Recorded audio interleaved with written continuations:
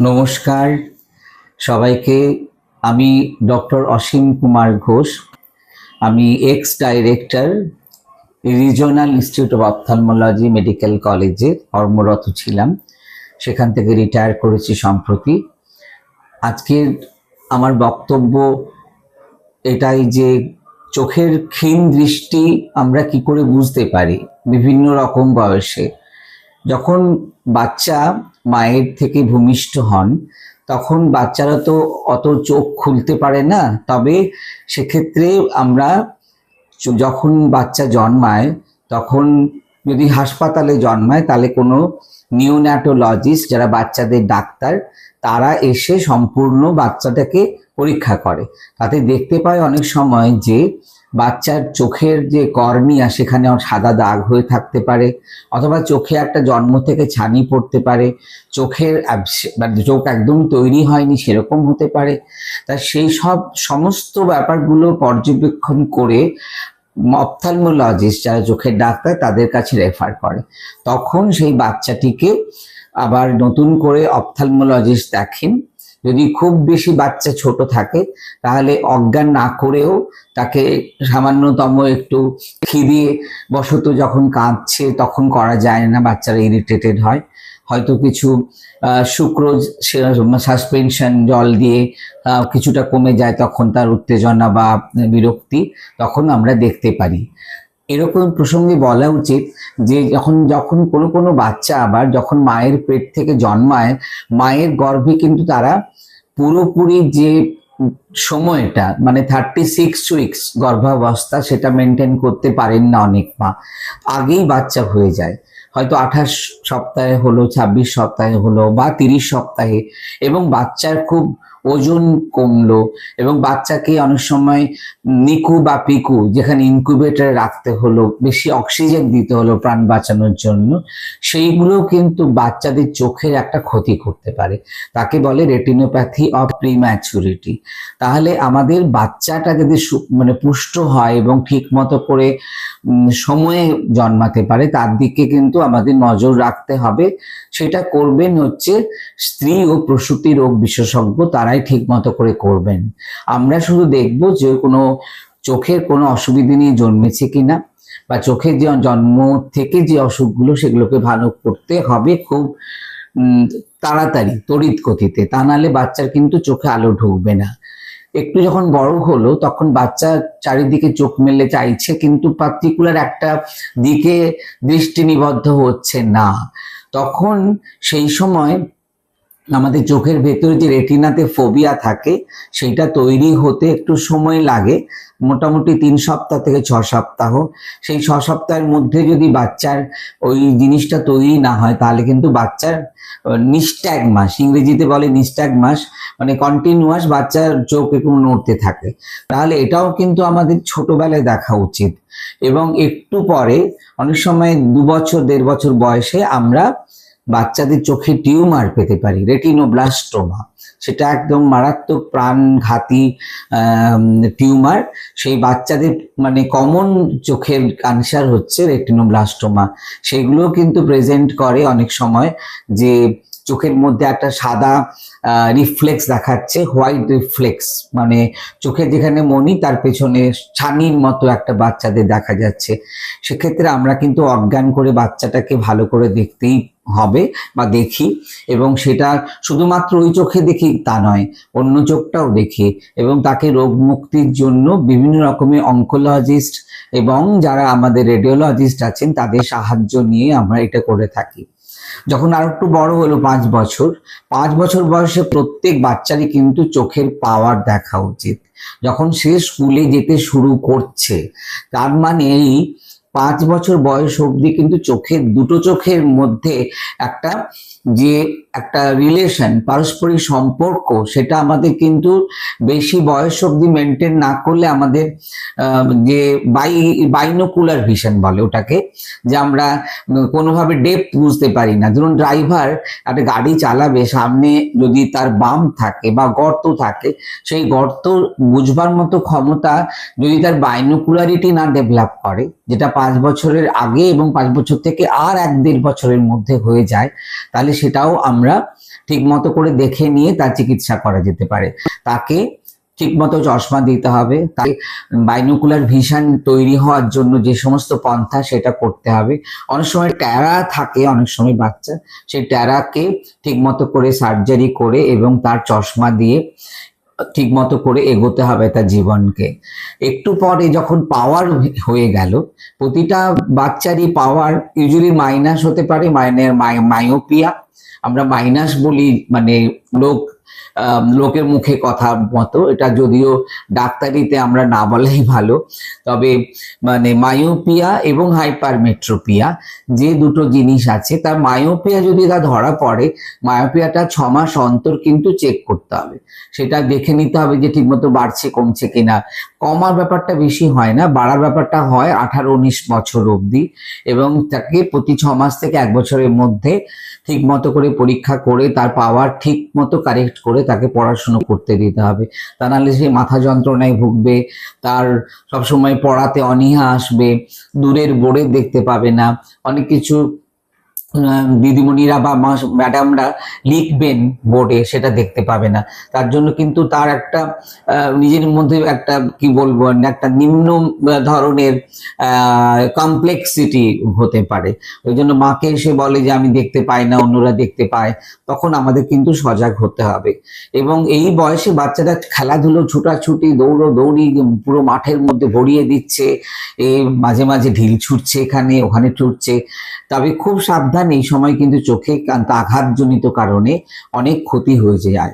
অনেক সময় বাচ্চা আঘাত পেলো, হয়তো মাকে ভুল করে বা লুকিয়ে রাখলো যে মা যদি বকে, কিন্তু ওই যখন 6 মাস অন্তর 1 বছর অন্তর যাচ্ছে, বা মাকেও বলা থাকবে যে আপনি একটু ভালো করে জিজ্ঞেস করুন যে চোখে ধাক্কাটা লেগেছে তো, এত ফুলে গেছে কেন, তখন বলবে না কিছু লাগেনি। কিন্তু আপনি বা আপনারা যথারীতি একদম ভালো চোখের ডাক্তারের পরামর্শ নিয়ে তাকে চোখের ভেতরটা দেখা উচিত। কারণ চোখে রেটিনার এই সময় একটা সমস্যা হতে পারে, রেটিনাতে কোনোভাবে টিয়ার হতে পারে, ছিঁড়ে যেতে পারে, সেটা কিন্তু পরবর্তীকালে মারাত্মকভাবে দৃষ্টি চলে যাওয়ার মতো একটা অবস্থা তৈরি করতে পারে। তো এরপরে যখন আমরা বলবো যে আরেকটু বয়সে যে জুভেনাইল গ্লকোমা, বাচ্চা আমাদের গ্লকোমা যেটা হয় ইউজুয়ালি আমাদের বড়দের হয়, কিন্তু বড়দের ক্ষেত্রে তো হয় 100 জনের মধ্যে 3 জনের হয়, জানেন তো। তাহলে আমি তো মেডিকেল কলেজে ছিলাম, প্রতিদিন 700-800 করে 40 থেকে 60-এর মধ্যে লোকজন আসছে নতুন রোগী, তাদের মধ্যে প্রতি 100 যদি 3 জন হয়, তাহলে 21টা নতুন রোগী আপনার গ্লকোমা থেকে আসছে। তাদের গ্লকোমা যদি না আমরা দেখে ডায়াগনোসিস করতে পারি, তাড়াহুড়ো করে ছেড়ে দিলাম, আরে চশমা লাগবে চশমা নিয়ে চলে যান, সেটা করলে কিন্তু হবে না। এবং যখন 40 হয়ে যাবে তখন চালসে রোগ হয়, মানে কাছেরটা সে দেখতে পায় না, কাছেরটা দেখতে পেলো, বাবু আমার চশমা লাগবে, তাতে করেই হয়েছে। বলে না, আপনাকে কিন্তু ভালো করে দেখতে হবে চোখের ভেতরটা।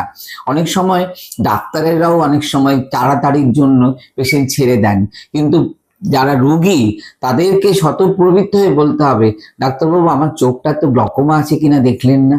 তাহলে সেই হিসেবে আমাদেরকে এবং রোগীদের সচেতন হওয়াটা যথাযোগভাবে ঠিক মতো করে বজায় না রাখলে হবে না।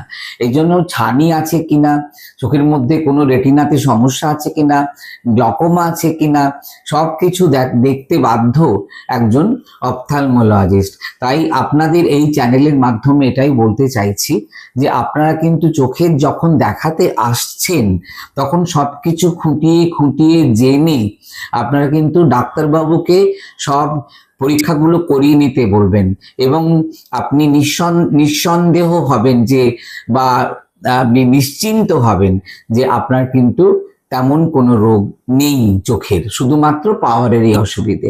ছানি পড়লে আমরা ছানি অপারেশন করব। ছানি আজকাল বলতো আগে যে আমরা যখন পাকুক বাবা তারপরে করব, কিন্তু এখন ছানি যে পড়ছে না, মানুষের এখন যে কোয়ালিটি অফ ভিশনটা দেখে, যে দৃষ্টিটা আমার কত নিখুঁত আছে, একজন দূর থেকে সে সিনেমাটা দেখতে পাচ্ছে কিনা, টিভি সকলের বাড়িতে টিভিতে খেলার বল দেখতে পাচ্ছে কিনা, স্ক্রল যে করছে লেখাগুলো সেগুলো দেখতে পাচ্ছে কিনা, তাই সেইগুলো যখন স্যাটিসফাইড হচ্ছে না তখন তাকে অপারেশন করিয়ে নিতে হয়। ইম্যাচিওর থাকলেও করতে হবে। যেমন আমি সার্জেন, আমার তো অপারেশন না করলে চলবে না। একটা চোখে ছানি আর একটা চোখে নর্মাল, আমি কি বসে থাকবো? আমি তো ভালো করে অপারেশন করতে পারবো না। ড্রাইভার যার মাত্র ওই একটা ড্রাইভিং এর পয়সাতে তার সংসার চলে, 15,000 টাকা 18,000 টাকা পায়, তাহলে সেক্ষেত্রে তার সমস্ত তো আয় কমে যাবে, চলে যাবে, তাকে অপারেশন করে নিতে হবে। তাই বলি আমরা যে কোয়ান্টিটি অফ ভিশনটা না দেখে কোয়ালিটি অফ ভিশন আপনারা দেখুন। চোখের মধ্যে আলো পড়লে ড্যাজেল করছে, তার চোখ ধাঁধিয়ে যাচ্ছে সন্ধেবেলা, সেগুলো কিন্তু ছানি আসার লক্ষণ। গ্লকোমা তো বলেছি খুবই আপনার ভীষণভাবে একটা অসহনীয় পরিণতি, অন্ধত্ব পরিণতি হয়, সেটা সাইলেন্টলি আমাদের দৃষ্টিশক্তিকে চুরি করে নিয়ে যায়। তাই জন্মের আগে কোনো জেনেটিক কারণ, মানে আপনার কোনো বাড়িতে কোনো ফ্যামিলি রিলেশন আছে কিনা গ্লকোমা, সেটা কিন্তু আপনাকে বাবা মা পিসি মাসি ডাইরেক্ট যারা ব্লাড রিলেটেড তাদের কাছে জেনে নিতে হবে। আমার কোনো আপনাদের কারো গ্লকোমা ছিল, তাহলে ডাক্তারবাবুকে আরো বেশি করে জেনে নিতে হবে যে ডাক্তারবাবু আমার দেখুন আমার ফ্যামিলি হিস্ট্রি আছে, আপনি ভালো করে দেখিয়ে দিন। আর ডায়াবেটিস কিন্তু খুব মারাত্মক রোগ, এবং আমাদের ইন্ডিয়াতে, এশিয়ান কান্ট্রিতে, ইন্ডিয়াতে আস্তে আস্তে করে ডায়াবেটিস খুবই বেড়ে যাচ্ছে। একটা সময় ওয়ার্ল্ডে এটা ক্যাপিটাল অফ ইন্ডিয়া হবে, ক্যাপিটাল হবে in the world diabetic population দিয়ে। তাই সেই ক্ষেত্রে আপনাকে কিন্তু খুব সাবধান হতে হবে যে আপনি স্থূলত্ব বৃদ্ধি হচ্ছে কিনা, খাওয়া দাওয়া অপরিমাণে এবং অন্য সময়ে করছেন, ঠিক সময়ে করছেন কিনা, অথবা আপনার প্রেশার আছে কিনা, আপনার কোলেস্টেরল আছে কিনা, আপনার মেটাবলিক অ্যাক্টিভিটি কম আছে কিনা, সব কিন্তুই আপনাকে খেয়াল করে ভালো করতে হবে। এবং ডায়াবেটিস থাকলেই আমরা কি করি, এন্ডোক্রিনোলজিস্টের কাছে বা ফিজিশিয়ানকে ডায়াবেটিস হয়েছে দেখাতে যাই। ফিজিশিয়ান আমি রিকোয়েস্ট করব, অনুরোধ করব সবাইকে, এন্ডোক্রিনোলজিস্টকে আপনারা কিন্তু ডায়াবেটিস রোগী পেলেই তাদের অপথ্যালমোলজিস্টের কাছে রেফার করুন। আপনারা রেফার করলেই কিন্তু আমরা তাদের চোখ দেখে বলে দিতে পারবো ডায়াবেটিস রেটিনোপ্যাথি আছে, এবং তাতে যত তাড়াতাড়ি ডায়াগনোসিস হবে তত তাড়াতাড়ি তাদের মঙ্গল হবে, তাদের ট্রিটমেন্টটা হবে এবং সে অন্ধত্ব থেকে মুক্তি পাবে।